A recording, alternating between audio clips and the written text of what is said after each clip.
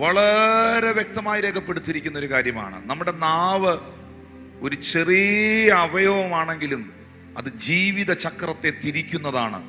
നാവ് ഒരു തീ തന്നെ എന്നാണ് തിരുവെഴുത്തുകളിൽ രേഖപ്പെടുത്തിയിരിക്കുന്നത്. എൻ്റെ അധരം സമർത്ഥനായ ലേഖകന്റെ ഒരു എഴുത്തുകോൽ പോലെയാണ് എന്നാണ് സങ്കീർത്തനത്തിൽ എഴുതിയിരിക്കുന്നത്. അതുകൊണ്ട് ഒന്നാമതായിട്ട് ആ കൈ ഒന്നെടുത്തേ, ഇവിടെ ഒന്ന് വെച്ച് വർത്താനം പറയാൻ പറ്റണം. എന്നാലും വെച്ച്, കർത്താവേ, എൻ്റെ വായിലെ വാക്കുകൾ, എൻ്റെ ഹൃദയത്തിലെ ചിന്തകൾ അങ്ങയ്ക്ക് പ്രസാദകരമായിരിക്കണമേ. ഭോഷ്ക് പറയാതെ, വ്യാജം സംസാരിക്കാതെ അവിടുന്ന് എൻ്റെ അധരത്തെ അവിടുത്തെ പരിശുദ്ധ രക്തത്താൽ ശുദ്ധീകരിക്കണമേ. ആമേൻ. കർത്താവിന്റെ ശുശ്രൂഷയിൽ പ്രയോജനപ്പെടുവാൻ ആഗ്രഹിക്കുന്നവരുണ്ടോ? ഉസിയാ രാജാവ് മരിച്ച ആണ്ടിൽ കർത്താവ് ഉയർന്നും പൊങ്ങിയുമുള്ള സിംഹാസനത്തിൽ ഇരിക്കുന്ന കാഴ്ച രാജാവ് കണ്ടു. ബൈബിൾ പറയുകയാണ്, പ്രവാചകൻ ആ കാഴ്ച കണ്ടുകൊണ്ട് പറയുകയാണ്, സാറാഫുകൾ അതിലൊരുത്തൻ ഒരു തീക്കനലെടുത്ത്, 6-ാം അധ്യായം 6 എഴുതിയിട്ടുണ്ട്, ഒരു തീക്കനലെടുത്തുകൊണ്ട് വന്ന് എൻ്റെ നാവിനെ തൊടിയിച്ചു. കാരണം എന്നാണ്? ഇതാ ഞാൻ ശുദ്ധിയില്ലാത്ത അധരമുള്ളൊരു മനുഷ്യൻ, ശുദ്ധിയില്ലാത്ത ജനങ്ങളുടെ ഇടയിൽ ഞാൻ പാർക്കുന്നു. ശുദ്ധിയില്ലാത്ത അധരമുള്ളവനായി ഞാൻ മാറിയതിന്റെ കാരണം, ആ വാക്യം എത്രാമത്തെ വാക്യം? 6:5 എൻ്റെ ചിന്ത. യെശയ്യാ 6:5. ഹല്ലേലൂയ. ഞാൻ നശിച്ചു പറഞ്ഞേ. പ്രവാചകൻ എന്താ പറഞ്ഞത്? ഞാൻ എന്താണ് അതിന്റെ കാരണം? നശിക്കാനുള്ള കാരണം എന്നാ? ഞാൻ ശുദ്ധിയില്ലാത്ത അധരമുള്ള മനുഷ്യൻ, ശുദ്ധിയില്ലാത്ത അധരമുള്ള ജനത്തിന്റെ ഇടയിൽ വസിക്കുന്നു. ഹല്ലേലൂയ. ഈ ഏഷണിയും പരദൂഷണവും ഒക്കെ പറയുന്നതിന്റെ കൂടെ കമ്പനി അടിച്ച് നടന്നാൽ, ശുദ്ധിയില്ലാത്ത അധരമുള്ളതിന്റെ കൂടെ നടന്നാൽ, നിങ്ങളും ശുദ്ധിയില്ലാത്ത അധരമുള്ളവരായി മാറും. ഈ പുള്ളി ശുദ്ധിയില്ലാത്ത അധരമുള്ളവനായി തീർന്നതിന്റെ കാരണം ശുദ്ധിയില്ലാത്ത അധരമുള്ള ജനങ്ങളുടെ നടുവിൽ വസിച്ചത് കൊണ്ടാണ്.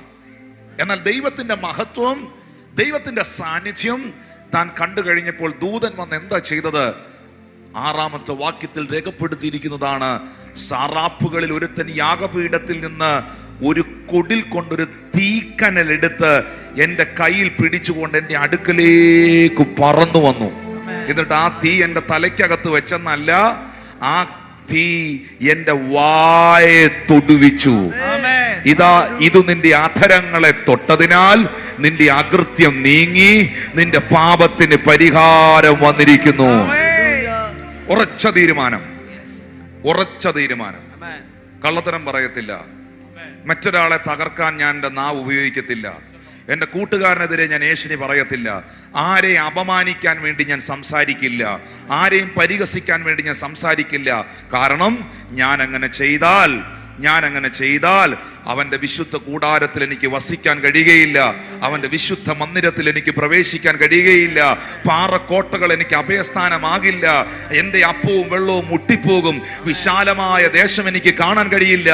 എൻ്റെ അനുഗ്രഹത്തെ തടയുന്ന, എൻ്റെ നന്മയെ തടയുന്ന ഒരു സംസാരങ്ങളും എൻ്റെ അധരത്തിൽ നിന്നുണ്ടാകത്തില്ല. ചേർന്ന് ആമേൻ പറഞ്ഞേ.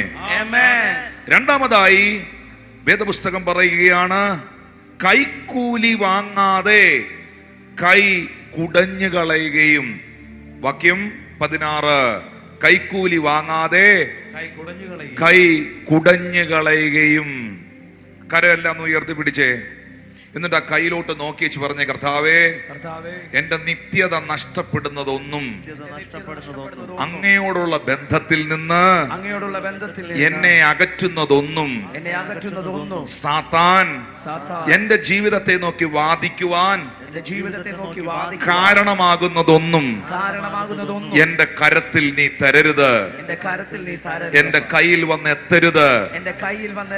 അതിനെ തട്ടിക്കളയുവാൻ എനിക്ക് കൃപ തരണം. എന്റെ കരങ്ങളെ വിശുദ്ധിയോടെ, വെടുപ്പോടെ നേരുള്ള കരങ്ങളാക്കി, വായ തുറന്ന് പറഞ്ഞ കറപ്ഷൻ ഇല്ലാത്ത കരമാക്കി എന്റെ കരത്തെ മാറ്റണം. ഹല്ലേലൂയ. അടുത്തിരിക്കുന്ന ആളോട് കൈ കൊടുത്ത് പറഞ്ഞേ, ഉയരത്തിൽ വസിക്കാൻ കയ്യിലിരിപ്പ് നന്നാക്കണം എന്ന് പറഞ്ഞാ മതി. ഒന്ന് കൈ കൊടുത്ത് പറഞ്ഞാൽ മതി. ഉയരത്തിൽ വസിക്കാൻ കയ്യിലിരിപ്പ് നന്നാക്കണം. ചേർന്നൊരാമീൻ പറയാവോ?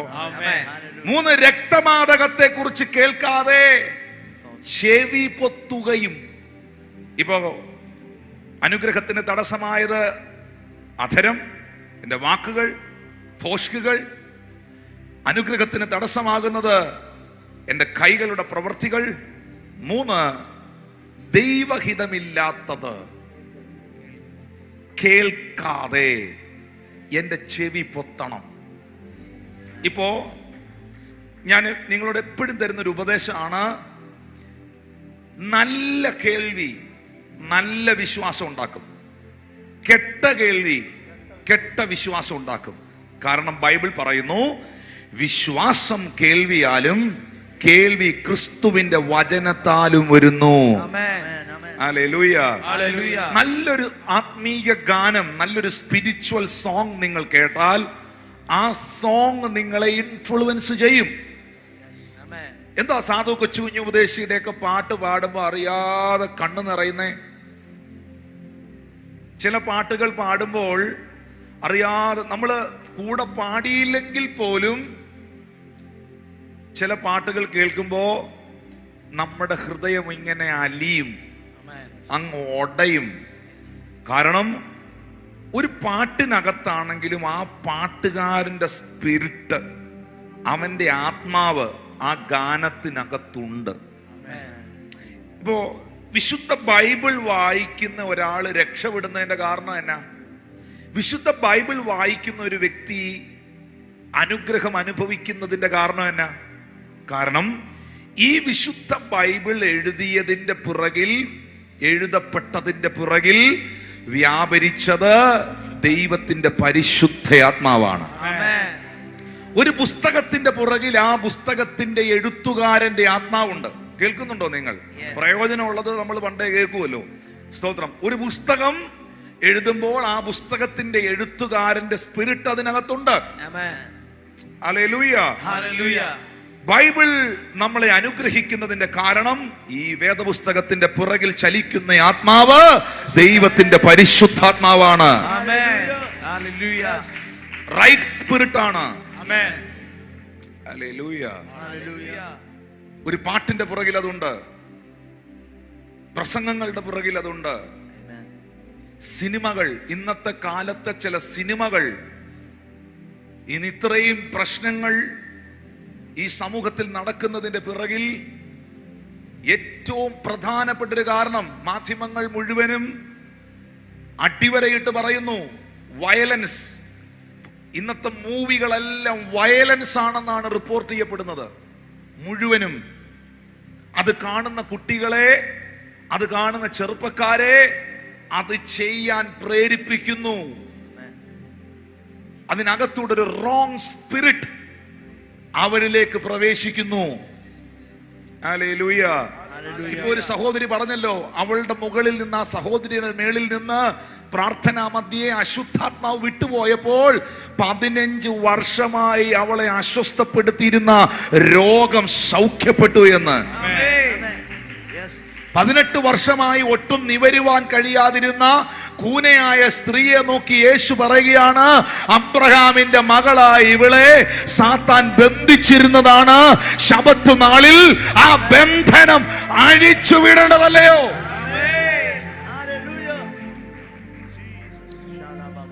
ചെവി കേൾക്കാൻ മേലാത്ത, സംസാരിക്കാൻ മേലാത്ത ഒരു കുഞ്ഞിനെയും കൊണ്ട് അപ്പൻ പ്രാർത്ഥിക്കാൻ വന്നപ്പോൾ യേശു പറഞ്ഞത് ചെവി കേൾക്കട്ടെ, സംസാരിക്കട്ടെ എന്നല്ല, ഊമനും ചെകിടനുമായ ആത്മാവേ അവനെ വിട്ടുപോ. നമ്മുടെ യുവതലമുറയുടെ മുകളിൽ റോങ് സ്പിരിറ്റ് ഇന്ന് അവർ കാണുന്ന കാഴ്ചകളിലൂടെ, അവർ കേൾക്കുന്ന കേൾവികളിലൂടെ, ക്യാമ്പസുകളിലൂടെ, പാട്ടുകളിലൂടെ അവരുടെ ഇമോഷൻസിനെ, അവരുടെ വൈകാര്യ തലങ്ങളെ സാത്താൻ കയ്യിലെടുക്കുകയാണ്. ഹല്ലേലൂയ. അവരെ റോങ് വേയിലേക്ക് നയിക്കുകയാണ്. എന്നാൽ ഇന്ന് ഈ മെസ്സേജിൽ കേൾക്കുന്നവരോട് ഞാൻ പറയുന്നു, യേശു പറഞ്ഞു, ഏത് മനുഷ്യനെയും പ്രകാശിപ്പിക്കുന്ന സത്യവെളിച്ചം ഈ ലോകത്തിലേക്ക് വന്നു. എത്ര ഇരുട്ടിനകത്തിരിക്കുന്നവനെയും, എത്ര ഡ്രഗ് അഡിക്റ്റിനെയും, എത്ര ബന്ധനത്തിൽ കിടക്കുന്നവനെയും വിടുവിക്കാൻ കഴിയുന്ന ഒരു യേശു കർത്താവ് ഉണ്ട് എന്ന് വിശ്വസിക്കുന്നവർക്കായി ഞാൻ ദൈവത്തെ സ്തുതിക്കുന്നു. അതുകൊണ്ട് പ്രാർത്ഥിക്കണം. ഒരു പുതിയ തലമുറ എഴുന്നേറ്റ് വരുന്നതിൽ പലർക്കും അസ്വസ്ഥതയാണ്. ഇത് ആത്മീക ലോകത്തിൽ നിൽക്കുന്ന ഒരു പ്രതിസന്ധിയാണ്. ഒരു യൗവനക്കാരൻ, ഒരു യൗവനക്കാരി അടുത്തൊരു ജനറേഷൻ ശുശ്രൂഷയിൽ പൊങ്ങി വരാനോ ആത്മീകമായ മേഖലയിൽ എഴുന്നേറ്റ് വരാനോ അനുവദിക്കാത്ത ഒരു ഈവിൾ അറ്റാക്ക്. ഹല്ലേലൂയ. അത് ബ്രേക്ക് ആവണം, അത് ഉടഞ്ഞു പോണം, ഉടഞ്ഞു പോണം. യൗവനക്കാരുടെ അകത്ത്, യൗവനക്കാരികളായ കുഞ്ഞുങ്ങളുടെ അകത്ത് സുവിശേഷത്തിന്റെ വെളിച്ചം കത്തണം, കത്തണം. അവർക്ക് താല്പര്യം ഉണ്ടാകണം. ചേർന്നൊരു ആമീൻ പറഞ്ഞേ. അവർക്ക് താല്പര്യം ഉണ്ടാകണം. Thank you precious Holy Spirit. എന്നെ കേൾക്കുന്ന സഹോദരങ്ങളെ, എന്റെ കാതുകൾ ദൈവഹിതമില്ലാത്തത് കേൾക്കാൻ വിട്ടുകൊടുക്കരുത്. ചെറുപ്പക്കാരോടെല്ലാം പറയുന്നു, റോങ് ആയ ഈ നിങ്ങളുടെ ക്യാമ്പസുകളിലൊക്കെ, നിങ്ങളുടെ സ്കൂളുകളുടെ പാർട്ടികളിലൊക്കെ DJ പോലെ ഇടുന്ന പാട്ടുകൾക്കൊത്ത് ചുവട് വയ്ക്കാൻ നിന്റെ കാലുകളെയും നിന്റെ കൈകളെയും നീ വിട്ടുകൊടുക്കരുത്. ആ പാട്ട് അവിടെ പ്ലേ ചെയ്യുമ്പം തന്നെ നീ അവിടുന്ന് മാറി നിൽക്കണം. കാരണം ഒരു റൊമാൻറ്റിക് സോങ്ങിന് അവൻ്റെ അകത്ത് റൊമാൻറ്റിക് മൂഡിനെ എഴുന്നേൽപ്പിക്കാൻ പറ്റും. ഒരു റിതമിക് സോങ്ങിന്, ഭയങ്കര അടിച്ച് തകർക്കുന്ന റിതമിക് സോങ്ങിന് അവൻ്റെ സ്റ്റെപ്പുകളെ, അവൻ്റെ മൂവ്മെന്റ്സിനെ, അനങ്ങാതെ നിൽക്കുന്നവന് പതിയെ ചലിച്ചു തുടങ്ങും. അവനെ നിയന്ത്രിക്കാൻ കഴിയും. ഞാൻ ഇങ്ങനെ നിങ്ങളോട് പറയുന്നു, ഈ ലോകത്തിന്റെ ജഡീകതകൾ, പാപങ്ങൾ, വേസ്റ്റ് ആയിട്ടുള്ള തിന്മകൾ നിന്നെ ഇൻഫ്ലുവൻസ് ചെയ്യാൻ നിന്റെ ശരീരത്തെ നീ വിട്ടുകൊടുക്കരുത്. ഹല്ലേലൂയ. ദൈവത്തിന്റെ ദാസന്മാരെ കുറിച്ചും സുവിശേഷത്തെ കുറിച്ചും ദൈവത്തിന്റെ പ്രവർത്തികളെ കുറിച്ചും ഭോഷ്ക് പറയുന്ന ഭോഷ്കുകൾ, വ്യാജ പ്രചരണങ്ങൾ, വ്യാജങ്ങൾ കേൾക്കാൻ നിൽക്കരുത്, വായിക്കാൻ നിൽക്കരുത്. ഈ ഒരുത്തൻ വിമർശകനാണെങ്കിൽ അവനിലൊരു വിമർശകന്റെ ആത്മാവുണ്ട്, ഉറപ്പായിട്ടുമുണ്ട്. ഒരുത്തൻ ആത്മീയനാണെങ്കിൽ അവനിലൊരു റൈറ്റ് സ്പിരിറ്റ് ഉണ്ട്.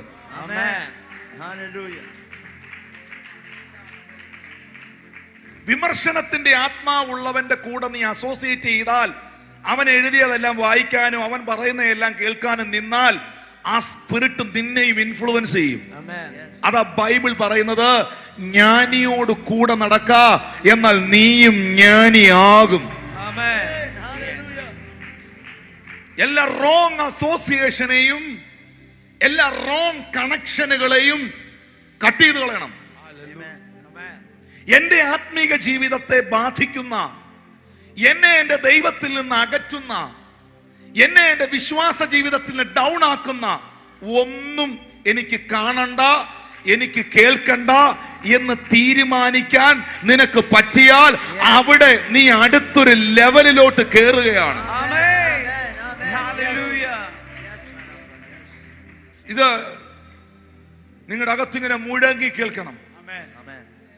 കാരണം 1 കൊരിന്ത്യർക്കെഴുതിയ ലേഖനം 9-ാം അധ്യായത്തിന്റെ 27-ാമത്തെ വാക്യത്തിൽ പൗലോസ് പറയുന്നൊരു കാര്യമുണ്ട്.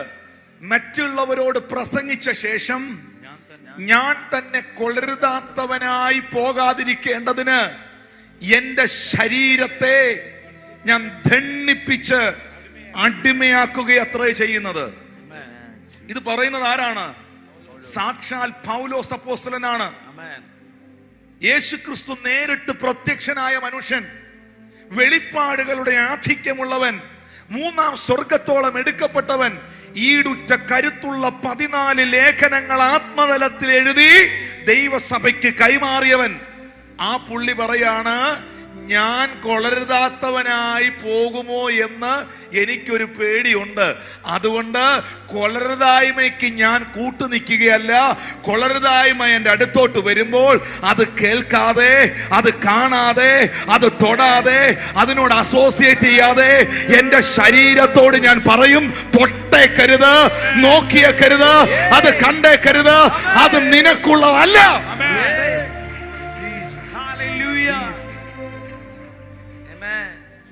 അതാ ഗലാത്യർ സഭയ്ക്ക് ലേഖനം എഴുതിയപ്പോൾ ഗലാത്യർ 2:20 പൗലോസ് പറഞ്ഞത്. ഗലാത്യർ 2:20 പറയുന്നത് ഇങ്ങനെയാണ്: ഞാൻ ക്രിസ്തുവിനോടുകൂടെ ക്രൂശിക്കപ്പെട്ടിരിക്കുന്നു, ഇനി ജീവിക്കുന്നത് ഞാനല്ല, ക്രിസ്തുവത്രേ എന്നിൽ ജീവിക്കുന്നത്.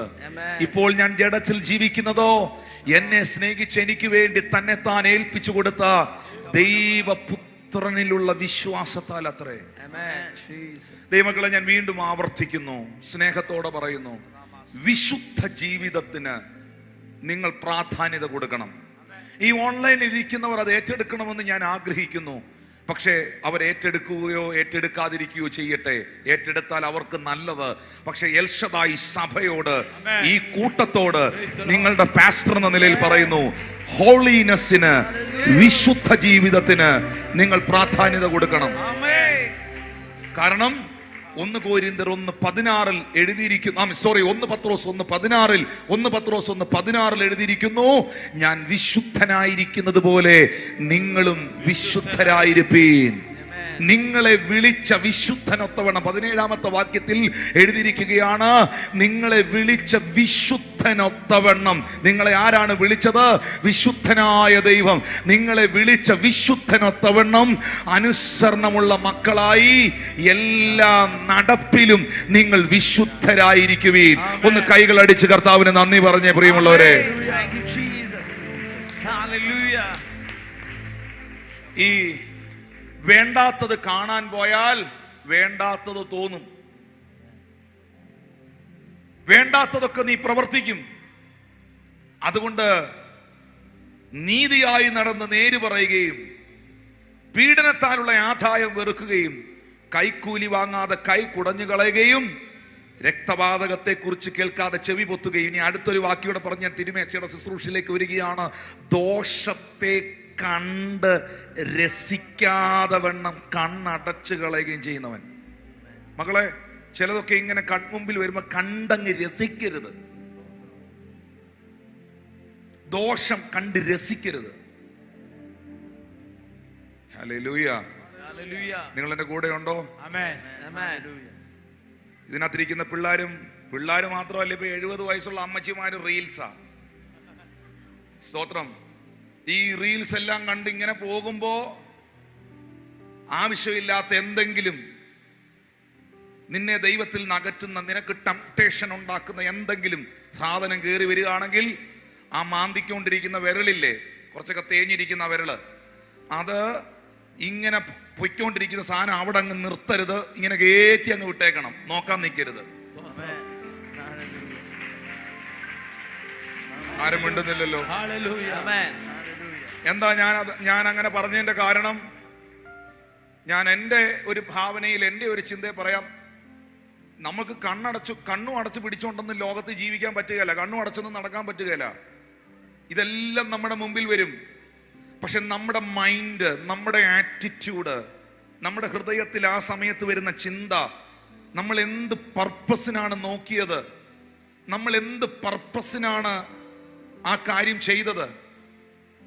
നിങ്ങൾക്കറിയോ, നിങ്ങൾ ഒരാളുടെ കയ്യിൽ നിന്ന് ഒരു ഫോൺ നമ്പർ ചോദിച്ച് മേടിക്കുമ്പോൾ വരെ നീ എന്തുദ്ദേശത്തിലാണ് അവന്റെ കയ്യിൽ നിന്ന്, അവളുടെ കയ്യിൽ നിന്ന് ആ ഫോൺ നമ്പർ വാങ്ങിയതെന്ന് വരെ അറിയാവുന്ന, നിന്റെ ഹൃദയത്തിന്റെ ഉൾപ്പൂവുകളെ ശോധന ചെയ്യുന്ന ദൈവത്തിന്റെ മുൻപിലാണ് നീ ആയിരിക്കുന്നത്.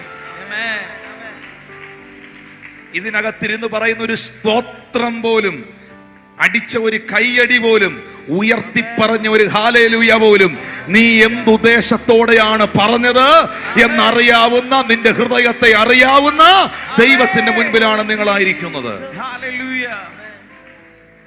Hallelujah. Thank you Lord Jesus. അതുകൊണ്ട് നമ്മുടെ കണ്ണുകൾ ഏറ്റവും പ്രധാനപ്പെട്ട ഒന്നാണ്. അതുകൊണ്ടാണ് യോബിന്റെ പുസ്തകം 31-ാം അധ്യായത്തിൽ അതിന്റെ 1-ാം വാക്യത്തിൽ ജോബ് പറഞ്ഞു. ജോബ് ഭക്തനായ മനുഷ്യനായിരുന്നു. യോബിന്റെ 31:1 എന്റെ ചിന്ത. അവിടെ എഴുതിയിരിക്കുന്നത്, ജോബ് പറയുകയാണ്, ഞാൻ എന്റെ കണ്ണുമായിട്ട് ഒരു നിയമം ചെയ്തു, പിന്നെ ഞാൻ ഒരു കന്യകയെ നോക്കുന്നത് എങ്ങനെ? മക്കളെ, ദൈവവുമായിട്ട് മാത്രം ഉടമ്പടി ചെയ്താൽ പോരാ, നിങ്ങളുടെ അവയവങ്ങളെ ദൈവത്തിന്റെ സന്നിധിയിൽ നീതിയും പ്രസാദവുമുള്ള യാഗമായി സമർപ്പിക്കണം. നിങ്ങളുടെ അവയവങ്ങളെ അനീതിയുടെ ആയുധങ്ങളാക്കരുത്. ജോസഫിനെ പോലെ നിങ്ങളുടെ ജീവിതത്തിൽ പാപം ചെയ്യുവാനുള്ള അവസരം ലഭിക്കുമ്പോഴും അത് പാപമാണെന്ന് തിരിച്ചറിഞ്ഞ് നിനക്ക് അവിടെ നിന്നും ഇറങ്ങി ഓടാൻ കഴിഞ്ഞാൽ, അതിനെ അനുകൂലിക്കാൻ കഴിയാതിരുന്നാൽ, ആ ഓട്ടത്തിനിടയിൽ നിന്നെ കാണുന്ന ദൈവം നിന്റെ മേളിലോട്ടൊരു കിരീടം അങ്ങ് വെക്കുകയാണ്. ജോസഫേ, നീ പൊത്തീഫറിന്റെ ഭാര്യയുടെ മുറിക്കകത്തുനിന്ന് ഇറങ്ങി ഓടിയ ഓട്ടമില്ലേ, ആ ഓട്ടം നേരെ പോയി ഇരുന്നത് ആമേൻ ആ രാജ്യത്തിലെ പ്രഥമ പുരുഷൻ എന്ന പദവിയിലേക്കാണ്. എന്തുകൊണ്ടാണ് ദാനിയേൽ എന്ന് പറയുന്ന മനുഷ്യൻ ഒരു രാജ്യത്തിന്റെ ശബ്ദമായി മാറിയത്? എന്തുകൊണ്ടാണ് ദാനിയേൽ എന്ന് പറയുന്ന മനുഷ്യന്റെ മുകളിൽ ദൈവത്തിന്റെ ഫേവർ ഉണ്ടായത്? വേദപുസ്തകത്തിൽ ദാനിയേൽ പ്രവചനം 1-ാം അധ്യായത്തിൽ എഴുതിയിരിക്കുന്നു, ദാനിയേൽ ഒരു തീരുമാനമെടുക്കുകയാണ്. രാജാവ് കുടിക്കുന്ന വീഞ്ഞ് കൊണ്ടും രാജഭോജനങ്ങൾ കൊണ്ടും ഞാൻ എന്നെ തന്നെ അശുദ്ധനാക്കുകയില്ല. വെള്ളത്തിൽ പൂട്ടുകയും കൂട്ടത്തിൽ പാടുകയും കാലത്തിന്റെ കുത്തൊഴുക്കുകൾക്കകത്ത് ഒത്തവണ്ണം ഒഴുകുകയും ചെയ്യുന്നവനല്ല ആത്മീയൻ. ഇന്ന് പകൽ ഒഴുക്കിനകത്ത് ഒഴുകിപ്പോകുന്നവനല്ല, ആ ഒഴുക്കിനെതിരെ നീന്തി കയറാൻ, അതിനകത്ത് ആത്മാവിൽ പ്രാർത്ഥിക്കാൻ ഇന്ന് പകൽ നിങ്ങൾക്ക് കഴിയണം.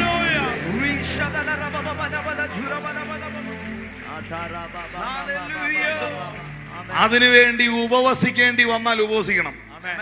കർത്താവേ, എനിക്ക് പറ്റുന്നില്ല, എനിക്കിതങ്ങോട്ട് ഓവർകം ചെയ്യാൻ പറ്റുന്നില്ല, എനിക്കിതങ്ങോട്ട് ജയിക്കാൻ പറ്റുന്നില്ല, ഈ പാപ സ്വഭാവത്തിൽ നിന്ന് എനിക്ക് പുറത്തു വരാൻ പറ്റുന്നില്ല, ഞാൻ ഈ വിഷയത്തിൽ പെട്ടുകിടക്കുകയാണ് എന്ന് നിനക്ക് തോന്നുന്നെങ്കിൽ മാറിയിരുന്ന് ഉപവസിക്കണം. ആ വിഷയം പറഞ്ഞ് പ്രാർത്ഥിച്ച് ഉപവസിക്കണം, വചനം ധ്യാനിക്കണം. ആ ഫാസ്റ്റിങ്ങിനകത്ത് നിനക്കൊരു എൻകൗണ്ടർ ഉണ്ടായിരിക്കും. വിശ്വസിക്കുന്നവരൊന്ന് കരമടിച്ച് കർത്താവിന് നന്ദി പറഞ്ഞേ.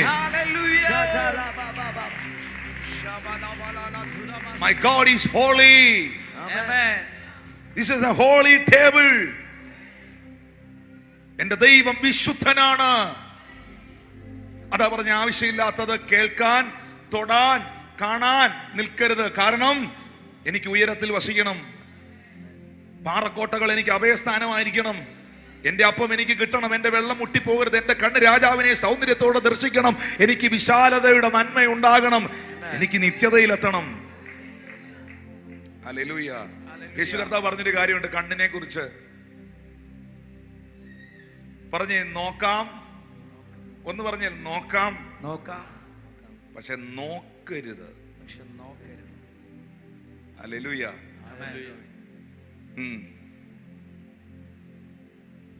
മത്തായി 5:28 എഴുതിയിരിക്കുകയാണ്, സ്ത്രീയെ ഹൃദയം കൊണ്ട് മോഹിക്കുവാൻ അവളെ നോക്കുന്നവൻ എല്ലാം ഹൃദയം കൊണ്ട് അവളോട് വ്യഭിചാരം ചെയ്തു പോയി. ഈ നമ്മൾ കരുതി ഈ പുതിയ നിയമത്തിലേക്ക് വരുമ്പോൾ ഒത്തിരി ഇളവുകളുണ്ടെന്ന്. പുതിയ നിയമത്തിലേക്ക് വരുമ്പോൾ ഒത്തിരി ഇളവുകളുണ്ടെന്ന്.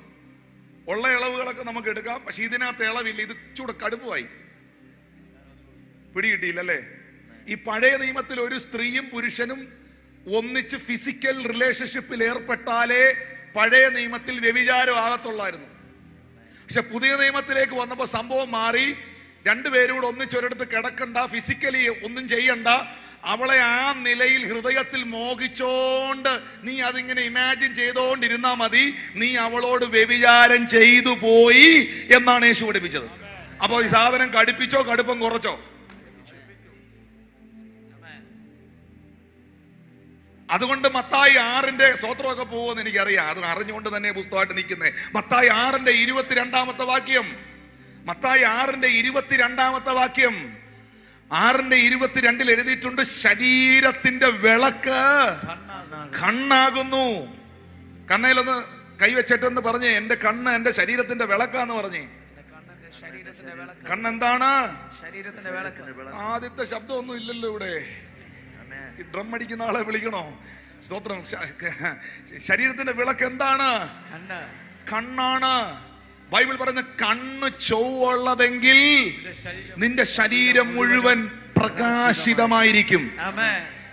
നിങ്ങളുടെ മുഖത്ത് നല്ലൊരു തേജസ് ഉണ്ടാവണോ? ആഗ്രഹിക്കുന്ന എത്ര പേരുണ്ട്?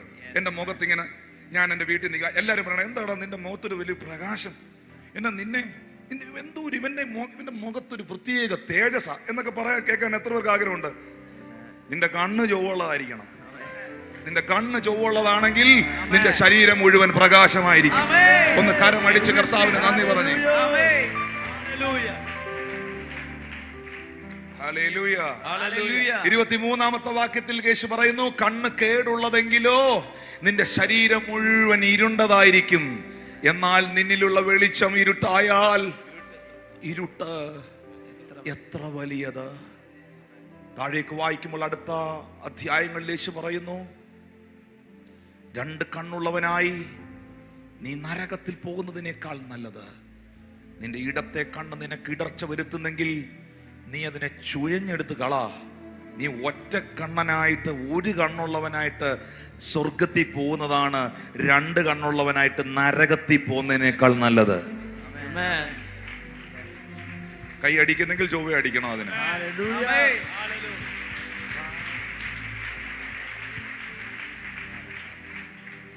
ഹല്ലേലൂയ. അടുത്തിരിക്കുന്ന കൈ കൊടുത്ത് പറഞ്ഞേ, ആരെയും മോഹിക്കേണ്ടതിന് നോക്കരുത്. പറഞ്ഞേ, ആരെയും മോഹിക്കേണ്ടതിന് നോക്കരുത്.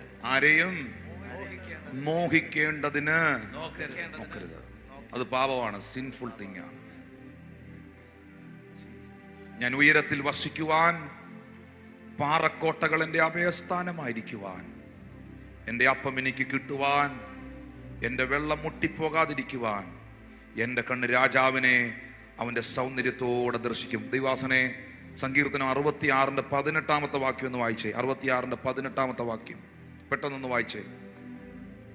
സങ്കീർത്തനം 66:18 വാക്യം പെട്ടെന്ന് വായിക്കണം, സമയമില്ല. ഞാൻ എൻ്റെ ഹൃദയത്തിൽ അകൃത്യം കരുതിയിരുന്നുവെങ്കിൽ, ഞാൻ എൻ്റെ ഹൃദയത്തിൽ അകൃത്യം കരുതിയിരുന്നെങ്കിൽ കർത്താവ് കേൾക്കില്ലായിരുന്നു. ഞാൻ എൻ്റെ ഹൃദയത്തിൽ അകൃത്യം കരുതിയിരുന്നെങ്കിൽ കർത്താവ് കേൾക്കില്ലായിരുന്നു. മക്കളെ, ഇതിനകത്ത് ഒത്തിരി ചെറുപ്പക്കാര് ഇന്നത്തെ ഈ മീറ്റിങ്ങിൽ പങ്കെടുക്കുന്നതായിട്ട് എനിക്കറിയാം. നിങ്ങളുടെ ശരീരം ദൈവത്തിൻ്റെ മന്ദിരമാണ്.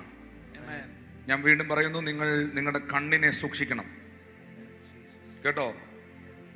പ്രാക്ടീസ് ചെയ്യണം. പരിശുദ്ധാത്മാവിനോട് പറയണം. അരുതാത്ത ചിന്ത. ഇപ്പൊ ഈ ചിന്തകൾ വരത്തില്ലെന്ന് നമുക്ക് പറയാൻ പറ്റില്ല. വരും, ഉറപ്പായിട്ടും ഈ ഭൂമിയിൽ ജീവിക്കുമ്പോൾ വരും. ഞാൻ എപ്പോഴും അതിന് പറയുന്നൊരു ഉദാഹരണമുണ്ട്. പക്ഷികൾ എൻ്റെ തലയ്ക്ക് മുകളിലൂടെ പറന്നു പോകത്തില്ലെന്ന് പറയാൻ പറ്റത്തില്ല. ഇഷ്ടംപോലെ പക്ഷികൾ എൻ്റെ തലയ്ക്ക് മുകളിലൂടെ പറന്നു പോകും. പക്ഷെ അതിലൊരു പക്ഷിയെയും എൻ്റെ തലയിൽ വന്ന് കൂട് കെട്ടിയിരിക്കാൻ അനുവദിക്കരുത്.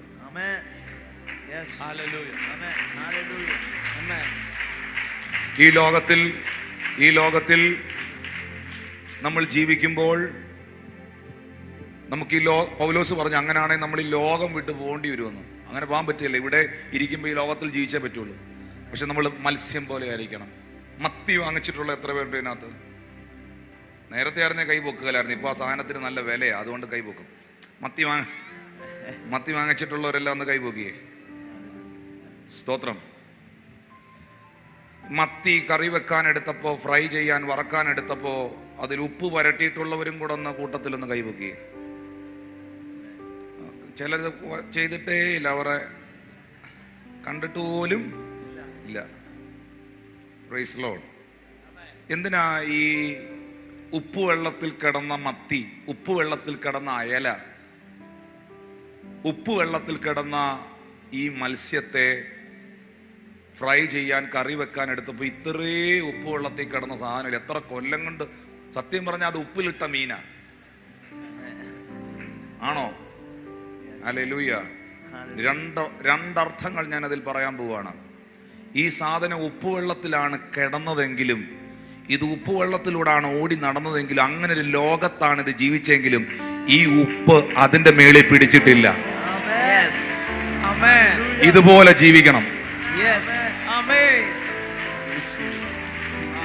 പാപം നിറഞ്ഞ, തിന്മ നിറഞ്ഞ ഒരു ലോകത്തിലാണ് നിങ്ങൾ ജീവിക്കുന്നത്.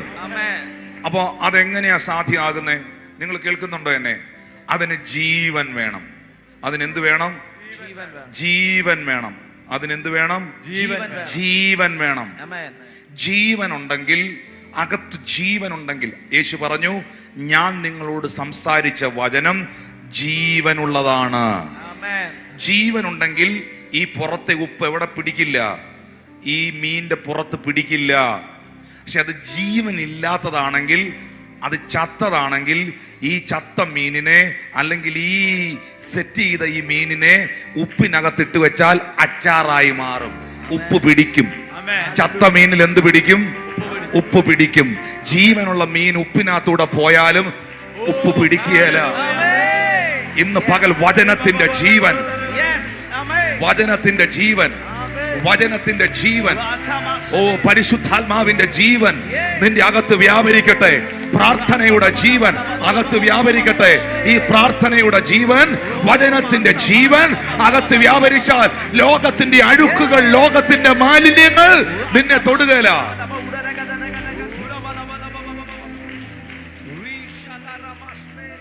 It's very important. ഒന്ന് കൊരിന്ത്യർക്കെഴുതിയ ലേഖനം, ഞാൻ ഈ പറയുന്ന വാക്യം പെട്ടെന്ന് വായിച്ചോ. നിങ്ങൾ ഓക്കെയാണോ? ദൈവകൃപയാൽ ഒരു മഴ പെയ്തുകൊണ്ട് വലിയ ചൂടില്ല അല്ലേ? സ്തോത്രം. ഒന്ന് കൊരിന്ത്യർ 6-ാം അധ്യായത്തിന്റെ 18-19 വാക്യങ്ങൾ പെട്ടെന്ന് വായിക്കണം, എനിക്ക് സമയമില്ലാത്തതുകൊണ്ടാണ്. ദുർനടപ്പ് വിട്ട് ഓടുവി. ദുർനടപ്പ് വിട്ട് ഓടുവി. ഓടിക്കണം. അടുത്തിരിക്കുന്ന എല്ലാവർക്കും കൈ കൊടുത്ത് പറഞ്ഞേ അത്. ഫ്ലീ ഫോണിക്കേഷൻ. ദുർനടപ്പിനെ കട്ടിലെ വെച്ചുകൊണ്ടിരിക്കാനല്ല പറഞ്ഞത്. ദുർനടപ്പിനെ മൊബൈലിനകത്ത് വെച്ചുകൊണ്ടിരിക്കാനല്ല പറഞ്ഞത്. ദുർനടപ്പിനെ ഹൃദയത്തിൽ കൊണ്ട് നടക്കാനല്ല പറഞ്ഞത്. ദുർനടപ്പ് ഓടുവീൻ. മനുഷ്യൻ ചെയ്യുന്ന ഏത് പാപവും ശരീരത്തിന് പുറത്താകുന്നു. ദുർനടപ്പുകാരനോ സ്വന്തം ശരീരത്തിന് വിരോധമായി പാപം ചെയ്യുന്നു. അടുത്ത വാക്യത്തിലേക്ക് വരുമ്പോൾ ബൈബിൾ പറയുകയാണ്, ദൈവത്തിന്റെ ദാനമായി നിങ്ങളിൽ ഇരിക്കുന്ന പരിശുദ്ധാത്മാവിന്റെ മന്ദിരമാകുന്നു നിങ്ങളുടെ ശരീരമെന്നും നിങ്ങളെ വിലയ്ക്ക് വാങ്ങിയിരിക്കുകയാൽ നിങ്ങൾ താൻ തങ്ങൾക്കുള്ളവരെന്നും അറിയുന്നില്ലയോ? 18-19 വാക്യത്തിലാണ് എഴുതിയിരിക്കുന്നത്. ഇനി പെട്ടെന്ന് വായിക്കണം. ഗലാത്യർ 5:16, ഗലാത്യർ 5:16, ഗലാത്യർ 5:16 പൗലോസ് അപ്പോസ്തലൻ വ്യക്തമായി രേഖപ്പെടുത്തിയിരിക്കുന്നു, ആത്മാവിനെ അനുസരിച്ച് നടപ്പീൻ, എന്നാൽ ജഡത്തിന്റെ മോഹം നിവർത്തിക്കത്തില്ല. ചേർന്ന് ആമീൻ പറയാവോ? ഒത്തിരിയുണ്ട് ജഡത്തിന്റെ പ്രവൃത്തികൾ. ദുർനടപ്പ്, ദുഷ്കാമം, സ്വയഭോഗം. സ്വയഭോഗമൊക്കെ വലിയ പാപമാണ്, ചെയ്യരുത്. അയ്യോ, ഞാൻ ബൈബിളിൽ നിന്ന് വാക്യങ്ങൾ എടുക്കാൻ നിന്നാൽ ഇഷ്ടംപോലെ വാക്യങ്ങളാ. അതിപ്പോ പറയാനുള്ള ഒരു നേരമില്ല. എന്നാ ഒരു വാക്യം, ഒറ്റ വാക്യം എന്ന് വെറുതെ വായിച്ചോ. ലേവ്യ പുസ്തകം 19-ാം അധ്യായം 28-ാം വാക്യം. പുതിയ നിയമത്തിൽ നിന്നൊക്കെ എടുക്കണം. കൊരിന്ത്യ സഭയ്ക്കൊക്കെ പൗലോസ് പറഞ്ഞ ലേഖനങ്ങളിലൊക്കെ അത് കിടപ്പുണ്ട്. ലേവ്യ പുസ്തകം 19:28 മരിച്ചവന് വേണ്ടി ശരീരത്തിന് മുറിവുണ്ടാകരുത്. മെയ്മേൽ അത് ഇതാണ് ഈ ടാറ്റു ചെയ്യുന്നതിനെ കുറിച്ചുള്ള കാര്യമാണ്. ടാറ്റു ചെയ്യുന്നതിനെ കുറിച്ച്. മറ്റേത് 1 കൊരിന്ത്യർക്കെഴുതിയ ലേഖനത്തിൽ എഴുതിയിരിക്കുന്നത്. 1 കൊരിന്ത്യർക്കെഴുതിയ ലേഖനത്തിൽ പൗലോസ് പറയുന്നുണ്ട്, ദുർനടപ്പുകാരൻ, മദ്യപാനി, വ്യഭിചാരി, സ്വയഭോഗി ഇങ്ങനെയുള്ളവരാരും ദൈവരാജ്യത്തിൽ. ഈ ടാറ്റു അടിക്കുന്നവരുണ്ടോ? ടാറ്റു അടിക്കരുത്. വേദപുസ്തകം വിശ്വസിക്കുന്നവൻ, ബൈബിളുമായിട്ട് നടക്കുന്നവൻ പച്ച കുത്തരുത്. ഇഷ്ടംപോലെ വാക്യമുണ്ട്. ഇന്നത്തെ ട്രെൻഡാ ടാറ്റു. അയ്യോ, അത് പറഞ്ഞപ്പോ ഓരോന്നിന്റെ ആ ചിരി കണ്ടില്ലേ? ഒന്ന് വായിച്ചേ, വായിച്ചു. ഒന്ന് 2-3 ടാറ്റുവിന്റെ കാര്യം പറഞ്ഞിട്ടേ പോകുന്നുള്ളെന്നാ. ലേവ്യ പുസ്തകം 19-ാം അധ്യായം 28-ാം വാക്യം. ലേവ്യ പുസ്തകം 19-ാം അധ്യായം. മരിച്ചവന്റെ ശരീരത്തിൽ മുറിവുണ്ടാക്കരുത്, മെയ്മേൽ പച്ച കുത്തരുത്. പച്ച കുത്തരുത്. കൈ കൊടുത്ത് പറഞ്ഞേ, മെയ്മേൽ പച്ച കുത്തരുതെന്ന്.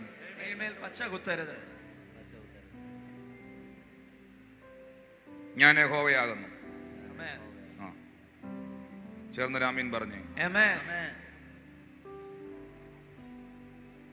പല്ല് വെക്കരുതെന്ന് കർത്താവ് പറഞ്ഞില്ല, പറഞ്ഞോ? ഇല്ല. കിഡ്നി പോയാൽ കിഡ്നി മാറ്റി വെക്കരുതെന്നും പറഞ്ഞില്ല. സ്തോത്രം.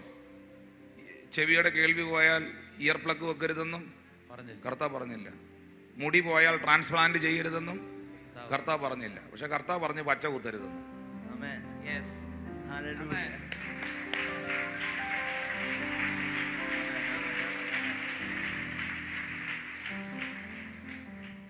ഹല്ലേലൂയ. പച്ച കുത്തരുതെന്ന് ബൈബിളിലുണ്ട്. ഇനി വേണോ വാക്യം? ടാറ്റുവിനെ കുറിച്ച് വേണോ? അതല്ല നമ്മുടെ മെസ്സേജ് ഇന്നത്തെ. മക്കളെ, ടാറ്റു ഒന്നും അടിച്ചേക്കരുത് കേട്ടോ. ടാറ്റു ഒന്നും അടിച്ചേക്കരുത്. പിള്ളേരൊക്കെ പറയും ടാറ്റു അടിക്കാനൊക്കെ പറയും.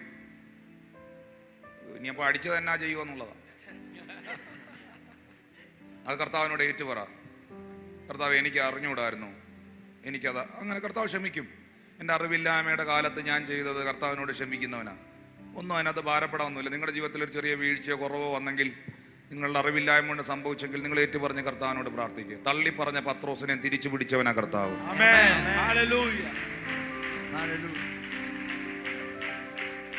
ഒരു വീഴ്ച പറ്റിയ പാപം ചെയ്ത ദാവീദിനെ ബൈബിളിൽ നിന്ന് ദൈവം ഒഴിവാക്കിയില്ല.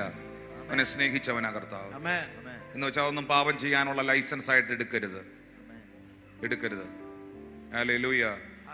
അടുത്തിരിക്കുന്ന ആൾക്ക് കൈ കൊടുത്ത് പറയണം, യോഗ്യമായത് മുൻകരുതണം. ഞാനിങ്ങനെ പറയാൻ തുടങ്ങിയ മക്കളെ, ഈ ഒരുപാട് കാര്യങ്ങൾ ഇതിനകത്ത് കിടക്കുക. കാരണം എൻ്റെ ശരീരം ദൈവത്തിൻ്റെ മന്ദിരമാണ്. അത് നശിപ്പിക്കാൻ ദൈവം എന്നെ അനുവദിക്കുന്നില്ല. ചേർന്നൊരു ഹല്ലേലൂയ പറഞ്ഞേ. ശബ്ദം ഉയർത്തി ഹല്ലേലൂയ. ഹല്ലേലൂയ. കർത്താവിൻ്റെ മേശയിലേക്ക് നമ്മൾ വരികയാണ്. ഞാൻ എൻ്റെ ഹൃദയത്തിൽ അകൃത്യം കരുതിയിരുന്നെങ്കിൽ എൻ്റെ ദൈവം എൻ്റെ പ്രാർത്ഥന കേൾക്കത്തില്ലായിരുന്നു. എൻ്റെ അകത്തുള്ള എല്ലാ അവിശ്വാസങ്ങളെയും പുറത്താക്കിക്കൊണ്ട് ഒന്ന് തിരുമേശയിൽ പങ്കെടുക്കാൻ വന്നവരുന്ന് കൈകളെ ഉയർത്തിപ്പിടിച്ച്. ഈ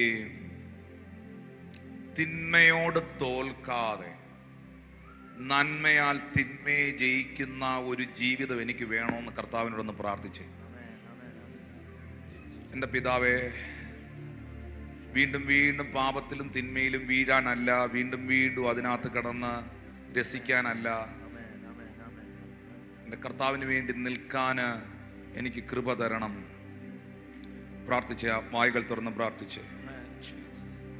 thank you Jesus, thank you Jesus. Hallelujah, hallelujah, hallelujah. ഞാൻ എൻ്റെ ഹൃദയത്തിൽ അകൃത്യം കരുതിയിരുന്നെങ്കിൽ എൻ്റെ കർത്താവ് കേൾക്കുകയില്ലായിരുന്നു. ഒന്ന് ഏറ്റു പറഞ്ഞേ. നമ്മൾ ഈ യേശു പറഞ്ഞല്ലോ, നിന്റെ സഹോദരനോട് നിനക്ക് എന്തെങ്കിലും ഉണ്ടെന്ന് തോന്നിയാൽ നീ യാഗപീഠത്തിലേക്ക് വരുന്നതിന് മുമ്പ് നിന്റെ യാഗവസ്തുവിനെ അവിടെ മാറ്റി വെച്ചിട്ട് നിന്റെ സഹോദരനോട് വന്ന് നിരക്കുക, എന്നിട്ട് നീ യാഗം കഴിക്കാൻ പോവുക എന്ന് കർത്താവ് പറഞ്ഞല്ലോ. അങ്ങനെയാണെങ്കിൽ പിശാചിന് എന്നിൽ വാദിക്കാനൊന്നുമില്ലാതെ ആ കൈകളെ ഉയർത്തിപ്പിടിച്ച് ശത്രുവിന് എന്നിൽ വാദിക്കാൻ എല്ലാം ചില കാര്യങ്ങളൊക്കെ നീ ഏറ്റു പറയാൻ കർത്താവ് പറയുന്നു. എൻ്റെ കണ്ണ്, എൻ്റെ ചെവി, എൻ്റെ അധരം, എൻ്റെ മനസ്സിലെ ചിന്തകളൊക്കെ പാപം, സിൻഫുൾ ആയിട്ടുള്ള കാര്യങ്ങളിലേക്ക് പോയെങ്കിൽ കർത്താവ് എന്നോട് ക്ഷമിക്കുമാറാകണമേ എന്ന് കർത്താവിനോടൊന്ന് പ്രാർത്ഥിച്ച് അധരം തുറന്ന് പ്രാർത്ഥിച്ച്. കുറ്റബോധത്തിൻ്റെ ആവശ്യം നമുക്കില്ല. ഒരു കാര്യം ദൈവാത്മാവ് പറയുമ്പോൾ കുറ്റബോധം ഉള്ളിൽ വരരുത്, നീതിബോധം വരണം. എന്നെ ദൈവം അത് അറിയിച്ചത് ഇനി ഞാൻ അതിൽ ജീവിക്കാൻ വേണ്ടിയാണ്. ഇപ്പോൾ ദൈവം എന്നെ അതിൽ അറിയിച്ചത് ഞാൻ അതിൽ ജീവിക്കാൻ വേണ്ടിയാണ്.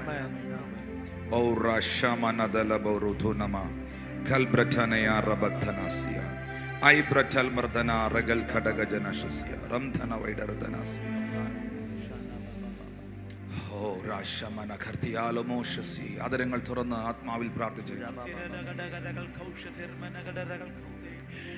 Thank you, Jesus.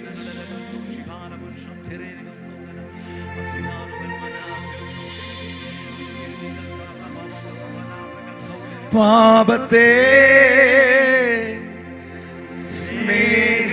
സ്നേഹിപ്പാൻ ഞാനിനി പോകുമോ? പാപത്തെ സ്നേഹിപ്പാൻ ഞാനിനി പോകുമോ? ദൈവത്തിൻ പൈതലായി ജീവിക്കും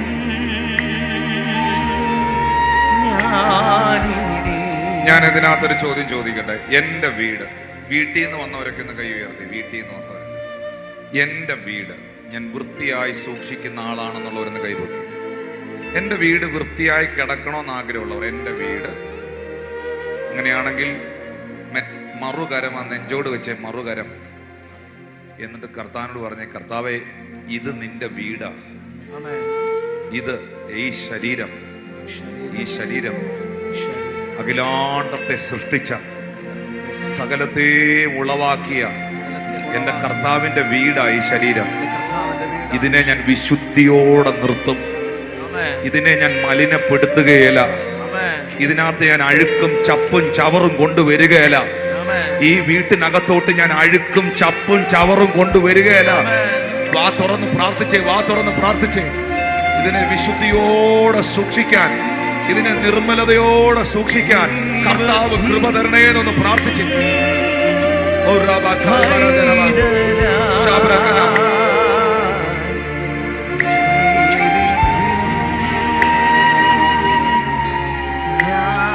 പ്രിയപ്പെട്ടവരെ, എനിക്കറിയാം സമയം അല്പം മുൻപോട്ട് പോയി. ആ സമയത്തെ മനസ്സിലാക്കിക്കൊണ്ട് ഞാൻ ശുശ്രൂഷിപ്പാൻ ആഗ്രഹിക്കുകയാണ്. നിങ്ങളുടെ മുമ്പിൽ ഈ കാണുന്ന ഈ മേശ, നമുക്കറിയാം നമ്മുടെ വാഴ്ത്തപ്പെട്ട കർത്താവായ യേശു ക്രിസ്തു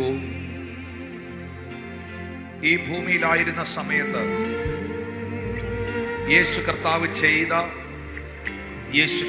ചെയ്ത് കാണിച്ച, നിങ്ങൾ കൂടി വരുമ്പോഴൊക്കെയും നിങ്ങൾ ഇങ്ങനെ ചെയ്യണമെന്ന് നമ്മളോട് ആവശ്യപ്പെട്ട ഒരു ശുശ്രൂഷയുടെ മുൻപിലാണ് നാം ആയിരിക്കുന്നത്. ഹല്ലേലൂയ. രണ്ട് പ്രധാനപ്പെട്ട കൂദാശകൾ, രണ്ട് പ്രധാനപ്പെട്ട ശുശ്രൂഷകളാണ് നമ്മുടെ കർത്താവ് ഈ ഭൂമിയിൽ സ്ഥാപിച്ചത്. ഒന്ന് വിശുദ്ധ വിവാഹം. ഏദൻ തോട്ടത്തിൽ മനുഷ്യനേകനായിരിക്കുന്നത് നല്ലതല്ലെന്ന് കണ്ട് അവന് വേണ്ടി തക്കതായ തുണയെ ഉണ്ടാക്കി കൊടുത്തു. രണ്ടാമത് കർത്താവിനാൽ സ്ഥാപിതമായ, യേശുവിനാൽ സ്ഥാപിതമായ ഒന്നാണ് തിരുമേശ എന്ന് പറയുന്നത്. ഈ ശുശ്രൂഷ ആദ്യം ചെയ്തത് യേശുവാണ്. ഇത് ചെയ്ത് കാണിച്ചത് യേശുവാണ്. നിങ്ങൾ കൂടി വരുമ്പോഴൊക്കെയും ഇങ്ങനെ ചെയ്യണമെന്ന് പറഞ്ഞത് യേശു കർത്താവാണ്. മത്തായിയുടെ സുവിശേഷം 26-ാം അധ്യായം 26-ാമത്തെ വാക്യത്തിനകത്ത് രേഖപ്പെടുത്തിയിരിക്കുന്ന ഇങ്ങനെയാണ്: അവർ ഭക്ഷിക്കുമ്പോൾ യേശു അപ്പമെടുത്ത് സ്തോത്രം ചൊല്ലി, ഇത് വാങ്ങി നിങ്ങൾ ഭക്ഷിക്കുവിൻ, ഇതെന്റെ ശരീരം എന്ന് അവൻ പറഞ്ഞു. 27-ാമത്തെ വാക്യത്തിൽ എഴുതിയിരിക്കുന്നത് ഇങ്ങനെയാണ്: അവൻ പാനപാത്രം എടുത്ത് സ്തോത്രം ചൊല്ലി അവർക്ക് കൊടുത്തു, എല്ലാവരും ഇതിൽ നിന്ന് കുടിക്കുവിൻ, ഇത് അനേകർക്ക് വേണ്ടി പാപമോചനത്തിനായി ചൊരിയുന്ന പുതിയ ഉടമ്പടിക്കായുള്ള, പുതിയ നിയമത്തിനായുള്ള എൻ്റെ രക്തം എന്ന് കർത്താവ് അരുളി ചെയ്തു. പ്രിയപ്പെട്ടവരെ, നമ്മുടെ കർത്താവായ യേശുവിൻ്റെ ക്രൂശ് മരണത്തെ, പീഡാനുഭവങ്ങളെ, കാൽവറി യാഗത്തെ ഓർമ്മപ്പെടുത്തുന്ന, നമ്മുടെ കർത്താവിൻ്റെ ശരീരം നമുക്ക് വേണ്ടി തകർക്കപ്പെട്ടതിനെ അനുസ്മരിക്കുന്ന, ഓർക്കുന്ന ഒരു സമയമാണ് തിരുമേശയുടെ ശുശ്രൂഷ. എന്നാൽ അതിനേക്കാളും വലിയ ഗൗരവമാണ് ഈ ശുശ്രൂഷയ്ക്കുള്ളത്. യോഹന്നാന്റെ സുവിശേഷം 6-ാം അധ്യായത്തിൽ യേശു കർത്താവ് അന്ന് തടിച്ചുകൂടിയ ജനത്തോടും യഹൂദന്മാരോടും പറഞ്ഞു, നിങ്ങളുടെ പിതാക്കന്മാർ മരുഭൂമിയിൽ മന്ന ഭക്ഷിച്ചിട്ടും അവർ മരണപ്പെട്ടു. ഇതോ തിന്നുന്നവൻ എന്നേക്കും ജീവിക്കും. ഞാൻ സ്വർഗത്തിൽ നിന്ന് ഇറങ്ങി വന്ന അപ്പമാകുന്നു. ഞാൻ ജീവന്റെ അപ്പമാകുന്നു. എന്നെ തിന്നുന്നവൻ എൻ മൂലം ജീവിക്കും. ഒടുക്കത്തെ നാളിൽ ഞാൻ അവനെ ഉയർത്തെഴുന്നേൽപ്പിക്കും. പ്രിയപ്പെട്ടവരെ, പൗലോസ് അപ്പോസ്തലൻ കൊരിന്ത്യ സഭയ്ക്ക് ലേഖനം എഴുതിയപ്പോൾ പറയുകയാണ്, നാം അനുഗ്രഹിക്കുന്ന ഈ അനുഗ്രഹ പാത്രം, ദ കപ്പ് ഓഫ് ബ്ലെസ്സിങ്, ഈ അനുഗ്രഹ പാത്രം കർത്താവിന്റെ ശരീരത്തോടുള്ള കൂട്ടായ്മയല്ലയോ? നാം അനുഗ്രഹിക്കുന്ന ഈ അനുഗ്രഹ പാത്രം യേശുവിന്റെ പരിശുദ്ധമായ രക്തത്തോടുള്ള കൂട്ടായ്മയല്ലയോ? യേശുവിന്റെ ശരീരത്തോടും യേശുവിന്റെ പരിശുദ്ധമായ രക്തത്തോടും എനിക്കും നിങ്ങൾക്കും ഒരു കൂട്ടായ്മ ഉണ്ടാകുവാൻ നാം ഇന്ന് കർത്താവിന്റെ മേശയിലേക്ക് കടന്നു വരികയാണ്. എന്നാൽ ഈ തിരുമേശ ആർക്കു വേണ്ടിയാണ് ദൈവം ഒരുക്കിയത്? യേശു കർത്താവ് 5 അപ്പവും 2 മീനും വർദ്ധിപ്പിച്ചപ്പോൾ എല്ലാവർക്കും കൊടുത്തു. എക്സ്ട്രാ വന്നത് 12 കൊട്ട നിറച്ചെടുത്തിട്ട് എല്ലാവർക്കും കൊടുത്തോളാൻ പറഞ്ഞു. കാനാവിലെ കല്യാണ വീട്ടിൽ പച്ചവെള്ളം വീഞ്ഞാക്കിയപ്പോൾ ആ വീട്ടിൽ വന്ന എല്ലാവർക്കും കുടിക്കാൻ കൊടുത്തു. പക്ഷേ ഈ മുന്തിരിച്ചാറ്, ഈ അപ്പം യേശു കർത്താവ് വഴിയെ പോയ എല്ലാവർക്കും കൊടുത്തില്ല. താൻ വിളിച്ചു വേർതിരിച്ച 12 ശിഷ്യന്മാരുമായി ഒരു സീക്രട്ട് പ്ലേസിൽ, രഹസ്യമായ ഒരു മുറിക്കകത്ത് കർത്താവ് അവരെയും കൊണ്ടുപോയി. എന്നിട്ട് അതിനകത്ത് ഒരുത്തനിൽ സാത്താൻ ഉണ്ടായിരുന്നു, യൂദായിൽ സാത്താൻ ഉണ്ടായിരുന്നു. ആ ശുശ്രൂഷയിൽ പങ്കെടുത്ത യൂദായിക്ക് അധിക സമയം അവിടെ ഇരിക്കാൻ പറ്റിയില്ല, അവൻ ഇറങ്ങിപ്പോയി. ഹല്ലേലൂയ. അങ്ങനെയാണെങ്കിൽ യേശു അത്ഭുതം ചെയ്യുന്നത് എല്ലാവർക്കും വേണ്ടിയാണ്. യേശു വഴി തുറക്കുന്നത് എല്ലാവർക്കും വേണ്ടിയാണ്. ഇന്ന് പ്രാർത്ഥിക്കുന്ന എല്ലാവർക്കും വഴി തുറക്കും, എല്ലാവർക്കും അത്ഭുതമുണ്ടാകും. എല്ലാവരെയും കർത്താവ് സ്നേഹിക്കുന്നു. ഇതിനകത്തുള്ളവരെ, ഈ ചാനലിലൂടെ, ഈ ഓൺലൈനിലൂടെ ഞങ്ങളെ കാണുന്നവരെ എല്ലാം കർത്താവ് സ്നേഹിക്കുന്നു. പക്ഷെ തിരുമേശ എല്ലാവർക്കും കർത്താവ് കൊടുത്തില്ല. തൻ്റെ വിളിച്ചു വേർതിരിച്ച തൻ്റെ മക്കൾക്ക്. അപ്പോസ്തലന്മാരുടെ കാലഘട്ടത്തിലേക്ക് വരുമ്പോൾ അന്ന് 3000 പേർ സ്നാനപ്പെട്ടു. അവർ അപ്പോസ്തലന്മാരുടെ ഉപദേശം കേട്ടു, അവർ കൂട്ടായ്മ ആചരിച്ചു, അവർ അപ്പം നുറുക്കി, അവർ പ്രാർത്ഥന കഴിച്ചു. വിശ്വാസ സ്നാനം സ്വീകരിച്ച, മാനസാന്തരപ്പെട്ട, അപ്പോസ്തോലിക ഉപദേശത്തിൽ നിലനിന്ന 3000 എണ്ണത്തിനു വേണ്ടി അന്ന് തിരുമേശയുടെ ശുശ്രൂഷ നടന്നു. അങ്ങനെയാണെങ്കിൽ ഈ കൂട്ടത്തിൽ രക്ഷിക്കപ്പെട്ട് യേശുവിനെ രക്ഷകനും കർത്താവുമായി സ്വീകരിച്ച്, പരിശുദ്ധാത്മാവിൽ വിശ്വസിച്ച്, പരിശുദ്ധാത്മാവിനെ സ്വീകരിച്ച്, കുറ്റമില്ലാത്ത മനസ്സാക്ഷിയോടെ ഈ കർത്താവിന്റെ മേശയിൽ പങ്കെടുക്കുവാൻ ആഗ്രഹിക്കുന്നവർ കൈകളെ ഉയർത്തിപ്പിടിച്ചാട്ടെ. ആ കരങ്ങളെ താഴ്ത്തിയിടാം.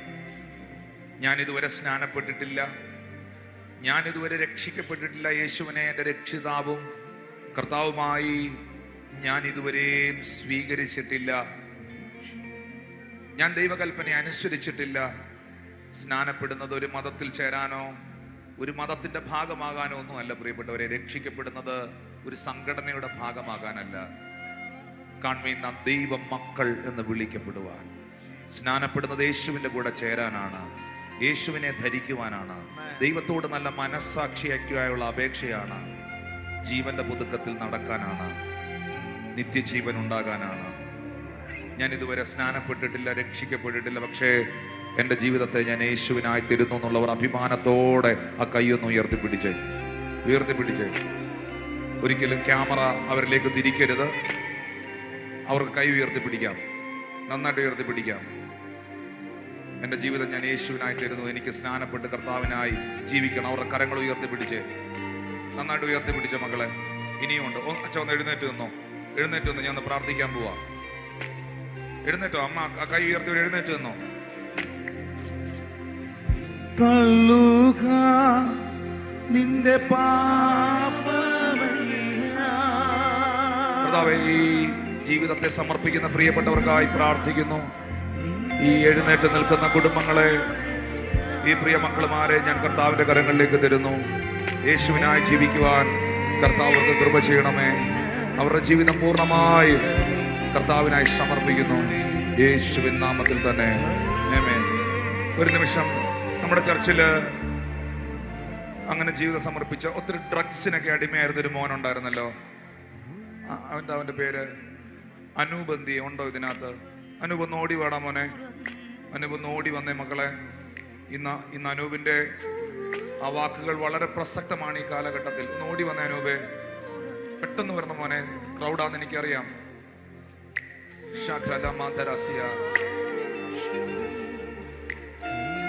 ഈ അനൂപ് എന്ന്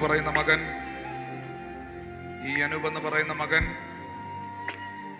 ഒരു പെന്തിക്കോസ് കുടുംബത്തിൽ ഒരു വിശ്വാസ വീട്ടിലായിരുന്നു.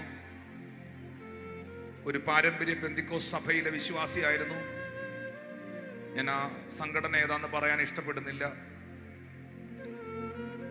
ഈ മകൻ പിന്മാറ്റത്തിലേക്ക് പോയി. പിന്മാറ്റം എന്ന് വെച്ചാൽ വലിയ പിന്മാറ്റത്തിലേക്ക് പോയി. MDMA-ക്കും കഞ്ചാവിനും ഡ്രഗുകൾക്കും ഇവൻ അടിമപ്പെട്ടു. ഇവൻ ഇഞ്ചക്ഷൻ എടുക്കാതെ, ഡ്രഗ് കുത്തിവെക്കാതെ ഇവന് ജീവിക്കാൻ കഴിയാതെ വന്നു. ഇവന്റെ മുറിക്കകത്തിരുന്ന് അലറി വിളിക്കുമായിരുന്നു, തന്നിരുന്ന് കരയുമായിരുന്നു. അങ്ങനെ ഇരിക്കുമ്പോഴാണ് ഈ മകൻ എൻ്റെ ഒരു വീഡിയോ ഫോണിനകത്ത് കാണുന്നത്. ആ വീഡിയോ കണ്ടിട്ട് ഇവന്റെ അകത്ത് ഇങ്ങനെ ആരോ പറയുന്നത് പോലെ, ഈ ഡ്രഗ്സിനകത്തുനിന്ന്, ഈ കഞ്ചാവിനകത്തുനിന്ന്, ഈ ലഹരിക്കകത്തുനിന്ന് നീ പുറത്തു വരണമെന്ന് ആരോ പറയുന്നത് പോലെ അവന് തോന്നുകയാണ്. അങ്ങനെ കൊട്ടാരക്കര യൂത്ത് മീറ്റിംഗിൽ അനൂപ് കടന്നു വന്നു. ഏറ്റവും പുറകിൽ പോയിരുന്നു. അവൻ ഈ ഡ്രഗ്സ് എടുക്കാതെ, ഇത് കുത്തിവെക്കാതെ അവന്റെ കൈ വിറയ്ക്കും. അവന്റെ കൺട്രോൾ പോകുന്ന മനുഷ്യനായിരുന്നു. പക്ഷെ അന്നത്തെ മീറ്റിംഗിൽ എനിക്കറിയില്ല ഇവൻ ഇങ്ങനെ പ്രശ്നമുണ്ടെന്നോ, ഇവൻ ഇങ്ങനെ ഡ്രഗിന് അഡിക്ഷൻ ഉണ്ടെന്നോ ഒന്നും എനിക്കറിയില്ല. അന്നത്തെ മീറ്റിംഗിൽ ഏറ്റവും പുറകിലിരുന്ന് ഇവനെ ഞാൻ പ്രൊഫറ്റിക്കലി, പ്രവചനാത്മാവിൽ വിളിച്ചു. അവനെ മുന്നോട്ട് കൊണ്ടുവന്നു. ഇവനെ കണ്ടപ്പോൾ എനിക്കൊന്ന് ചേർത്ത് ഇങ്ങനെ കെട്ടിപ്പിടിക്കാൻ തോന്നി. ഞാൻ അവനെ ഒന്ന് ചേർത്ത് കെട്ടിപ്പിടിച്ചു. അവന്റെ തലയിൽ കൈവച്ച് പ്രാർത്ഥിച്ചു. അന്ന് ദൈവം അവനെ വിടുവിച്ചതാണ്. അന്ന് അനൂപിനെ കർത്താവ് വിടുവിച്ചതാണ്.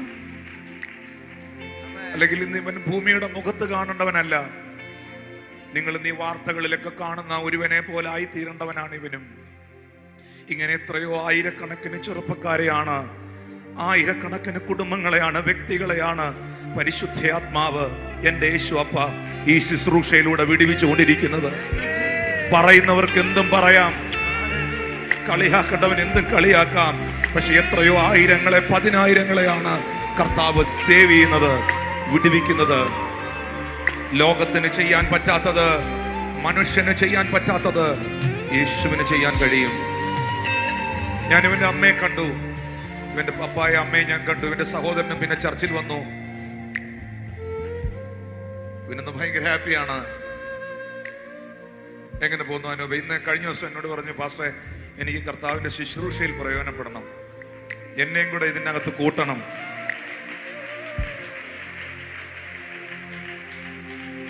ചെറുപ്പക്കാരാ, നീ എത്ര വലിയ ഡ്രഗ്സ് ആണെങ്കിലും, നീ എത്ര വലിയ കഞ്ചാവോ കള്ളോ, നീ എത്ര പരാജിതനാണെങ്കിലും, നിന്റെ വീട്ടിന്റെ മുറിക്കകത്തിരുന്ന് നീ തന്നെത്താൻ അലറി വിളിക്കുന്നവനാണെങ്കിലും നിന്നെ രക്ഷിക്കാൻ കഴിയുന്ന ഒരു കർത്താവുണ്ട് എന്ന് ഞങ്ങൾ നിന്നെ അറിയിക്കുകയാണ്.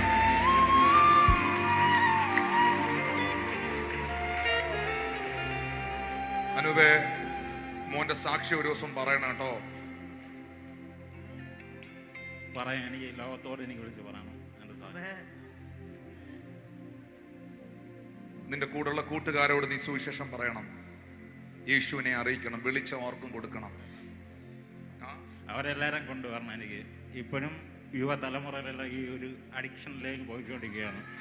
അവരെല്ലാം ഞാൻ കൊണ്ടുവന്നിരിക്കും. എൻ്റെ ദേഹത്തിൻ്റെ മുന്നിലേക്ക് ഞാൻ കൊണ്ടുവന്നു. ഗോഡ് ബ്ലെസ് യു മോനെ. കർത്താവ് നിന്നെ ഉപയോഗിക്കൂടാ, കർത്താവ് നിന്നെ ഉപയോഗിക്കും. പാപത്തോട് ബൈ ബൈ പറഞ്ഞ്, ലോകത്തിന്റെ സ്നേഹത്തോട് ബൈ ബൈ പറഞ്ഞ് കർത്താവിന് വേണ്ടി ജീവിതത്തെ സമർപ്പിക്കണം. പ്രിയപ്പെട്ടവരെ, ഇത് കർത്താവിന്റെ മേശയാണ്. രണ്ട് പ്രധാനപ്പെട്ട കാര്യങ്ങൾ യേശു കർത്താവ് ഈ തിരുമേശയിലൂടെ നമുക്ക് കാണിച്ചു തരുന്നു. ഒന്ന്, ഇതെന്റെ ആത്മ മനുഷ്യനെ സ്പർശിക്കുന്നതാണ്. എന്നെ തിന്നുന്നവൻ എന്മൂലം ജീവിക്കും, ഒടുക്കത്തെ നാളിൽ ഞാൻ അവനെ ഉയർപ്പിക്കും. രണ്ട്, ഇതെന്റെ ശരീരത്തിന് സൗഖ്യമുണ്ടാക്കുന്നതാണ്.